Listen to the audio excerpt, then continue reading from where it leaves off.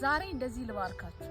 ሰዎች በእናንተ ላይ ክፉ አስበው ሆን ብለው እንድትጠፉ እንድትደርቁ ያሰቡባችሁን ነገር እግዚአብሔር ለመልካም ይለውጥላችሁ።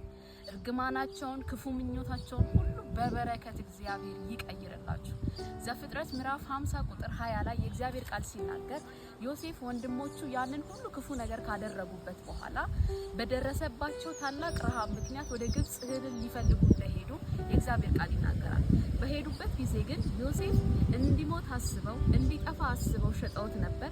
ነገር ግን በእግዚአብሔር ድንቅ ቸርነትና ምሕረት ምክንያት የሀገሪቱ ፕራይም ሚኒስተር ሆኖ ጠበቃቸው።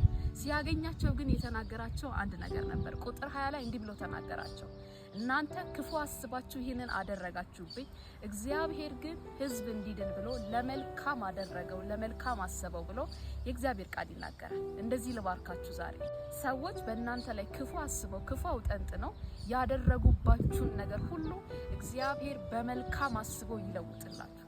እግዚአብሔር በበጎ አስቦ ይቀይርላችሁ። እርግማናቸውን ወደ በረከት እግዚአብሔር ይለውጥላችሁ። ተባረኩ።